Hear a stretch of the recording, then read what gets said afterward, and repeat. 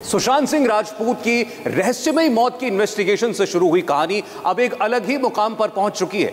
इस वक्त drugs case में एनसीबी की जांच लाइमलाइट में है, जिसमें बॉलीवुड की बड़ी बड़ी हीरोइंस फंसती हुई दिखाई दे रही हैं। दीपिका पादुकोण हो, श्रद्धा कपूर हो, नम्रता शिरोडकर हो या फिर रिया चक्रवर्ती, सब में एक बात कॉमन है और वो चीज है क्वान।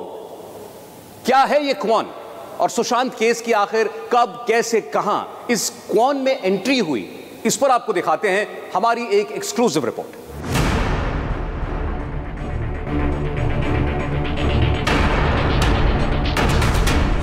क्या आप जानते हैं दीपिका पादुकोण पर्दे पर हुस्न का जादू किसके दम पर चलाती हैं? क्या आपको पता है दीपिका की बड़ी बड़ी फिल्मों के पीछे कौन है? क्या आपको कभी खबर लगी कि दीपिका के टैलेंट को किसने मैनेज किया? दीपिका ही क्यों, जहां सुशांत सिंह राजपूत को बड़ी फिल्में किसने दिलवाई?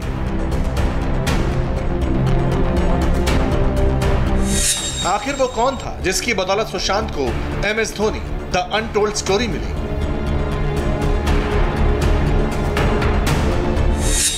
तो हर एक सवाल का जवाब है KWAN यानी क्वान।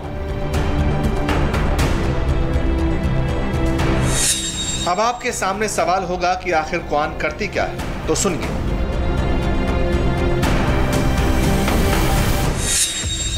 क्वान बॉलीवुड की बड़ी टैलेंट कंपनियों में से एक है।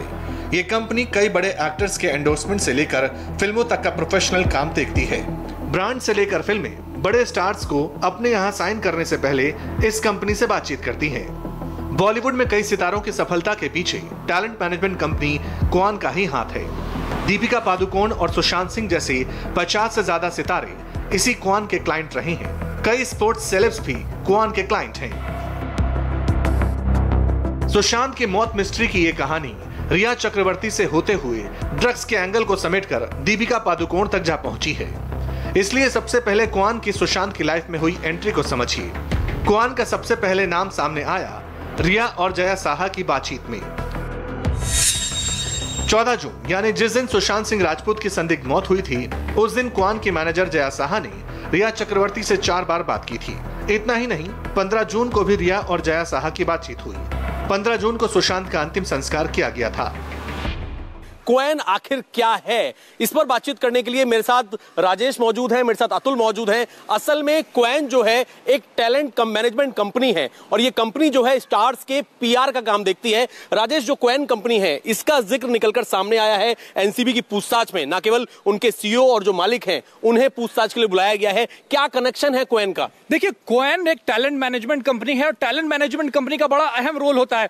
वो स्टार्स का हर चीज डिसाइड करती है कि वो उनका सोचने का आइडियोलॉजिकल तरीका क्या होगा, ये डिसाइड करती हैं कौन से शोज में जाएंगे। मतलब अगर शॉर्ट में मैं कहूं तो ब्रांडिंग करती हैं, लोगों के दिमाग पर स्टार्स की कैसी छाप रहेगी वो तय करती हैं। क्वान का जिक्र सबसे पहले कैसे आया? क्वान का जिक्र जब रिया चक्रवर्ती को ईडी ने पूछताछ के लिए बुलाया था, तब जया शाह का नाम निकलकर सामने आया, क्योंकि रिया चक्रवर्ती से बहुत सारे सवाल कर रही थी, उसमें जया शाह का नाम बार बार आ रहा था। फिर जब रिया चक्रवर्ती का फोन क्लोन किया गया, उसमें चैट्स मिले, जया शाह क्वान के लिए काम करती हैं। ईडी ने उनको 3 बार पूछताछ के लिए बुलाया और इसी के बाद क्वान टैलेंट मैनेजमेंट कंपनी का नाम सामने आने लगा इस पूरे मामले में। इसके बाद क्वान की मैनेजर जया साहा से पूछताछ का सिलसिला शुरू हो गया था। जया से पहली बार मुंबई पुलिस ने पूछताछ की। जया इसके बाद ईडी के रडार पर भी आई। ईडी ने दूसरी बार जया से सवाल जवाब किए। सुशांत केस में जब CBI की एंट्री हुई तो जया से CBI ने भी पूछताछ की। अब NCB के चक्रव्यूह में फंसी हैं जया साहा। दरअसल सबसे पहले क्वान की मैनेजर जया साहा के साथ साथ रिया चक्रवर्ती और रिया के दोस्त गोवा के होटेलियर गौरव आर्या के ड्रग चैट सामने आए थे। हुआ यह था कि ईडी ने जया साहा के फोन के डिलीटेड मैसेजेस रिट्रीव किए, जिसमें रिया चक्रवर्ती की ड्रग चैट्स मिली और फिर यह सारा का सारा मामला इन्वेस्टिगेशन के लिए नारकोटिक्स कंट्रोल ब्यूरो को दिया गया। इसके बाद तो रिया चक्रवर्ती और शौविक, रिया और सैमुअल मिरांडा, रिया और दीपेश और रिया और जया साहा की ड्रग चैट सब एक के बाद एक सामने आने लग गई। इसके बाद से ही रिया चक्रवर्ती, सैमुअल मिरांडा, दीपेश सावंत के साथ साथ 16 ड्रग पेडलर्स को एनसीबी ने गिरफ्तार किया। इस बार जया का रोल कुछ ज्यादा ही बड़ा बनकर उभरा है। रिया सुशांत को ही नहीं, दीपिका समेत और कई बड़ी सेलिब्रिटीज को जया का ड्रग्स भिजवाने पर रोल मिला है। ये भी है राजेश कि इसके अंदर आज जो 3 लोगों से पूछताछ हो रही है एनसीबी के गेस्ट हाउस में, उसमें जया जो क्वेन से संबंधित है, उसमें जो हम ध्रुव की बात कर रहे हैं, ध्रुव उसके सीईओ हैं और मधु जो हैं वो भी वहां पर पहुंचे हुए हैं। तो सबकी ही मुश्किलें बढ़ गई हैं क्योंकि जिक्र जो है वो जया का कई लोगों से आया कि वो ड्रग्स सप्लाई किया करती थी। देखिए कौन का जिक्र के लिए मैं और बता दूं आपको कि कौन सिर्फ जया शाह से रिलेटेड नहीं, मधु का नाम लिया आपने, करिश्मा को भी बुलाया गया है, ध्रुव को भी बुलाया गया है। करिश्मा की चैट है किसके साथ? दीपिका पादुकोण, जो बॉलीवुड की ए लिस्टर हैं, सबसे बड़ी स्टार इस वक्त। अगर हम फीमेल एक्ट्रेस की बात करें तो सबसे बड़ी स्टार हैं, उनको मैनेज करती थी ये कंपनी, उनकी स्टाफ थी करिश्मा।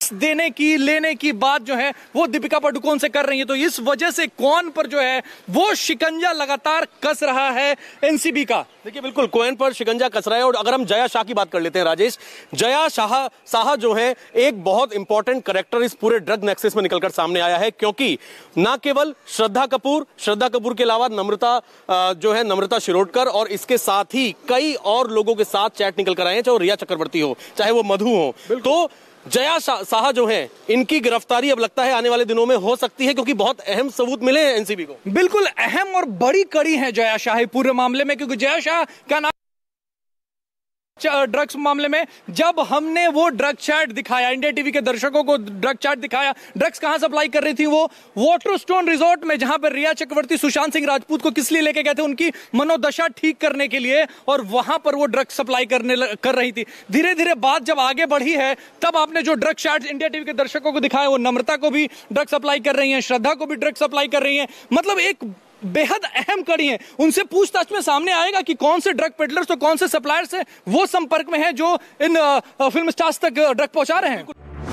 क्वान टैलेंट मैनेजमेंट कंपनी का मुंबई के अंधेरी वेस्ट में ऑफिस है। 2012 में ये बॉलीवुड की बड़ी मैनेजमेंट कंपनी स्टार्ट हुई। इसमें 4 डायरेक्टर हैं, ध्रुव चिटगोबेकर, मधु वर्मा मंटेना इनमें एक हैं। इसी कंपनी में इनके नीचे आती हैं जया शाह। जया के अंडर में काम करती हैं करिश्मा।